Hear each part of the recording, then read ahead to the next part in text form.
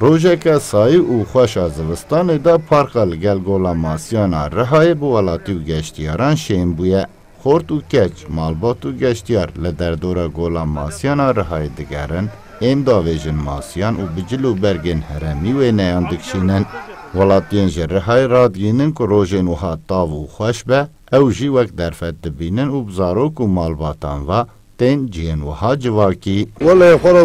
بگوز براز اگزاری سخل میشنم و ارتو خودم باران اود بهم که رو خواسته بهم خاطر دکم ویداری تاریخی ویداری اشته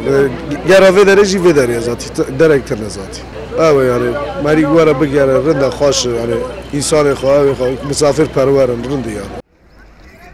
گشتیارن که سردانا باجار رهای و گولا ماسیا دکن جیج آلیه کی و بخواشیا باجه راوی نیان دکشینه جی آلیه دنداجی جلو برگن هرمی لخوا دکن و بوان جبو خو بیرانینان برهفتینن سرحاد آخسوی جی لگل که لنگه کیوی برینداره جی به مالباتا خراهاتیه رهایی که گشته بکه ailemle geldim. ام به مالباتیج آدانه هاتنه لگل کلنگه کی من سقط جی از به کیفخواشی هاتبه ناسینا چند دلور جی کیفخواشیه یه ام یکم جاره کوتن رهایه براستی ام گلک کیف جی گشت و گره خواستینن گشت لگل خواشین خواه گلک تج جی فری مروان دکه Şu anda geziyoruz Balıklı Gölü. Demek kurda em gehiştin ve dere u yekem car em gola masyan dibinin. Çanda ve dere jî tên danasin. Ev jî me keyf xweş dike. Min berê di vêne û dîmenan de dîtibû vê derê. Lê ev der bi rastî gelek xweş e. Niha jî em bi cilên herêmî vêne dikişînin.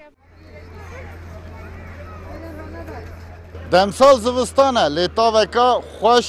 و هوایکا هینک لرهای هیا ولاتیان جی ایرو به وی تاوا خوش را بری خودانه پارک و جیه گشتو گره به تایبت هم ولاتیان وی داره همچی گشتیاره که سردانه باجر کرنه لدردورا گولا ماسیان و لپارکین رهای دما خود در باستکن صدق رن کردستان 24 رها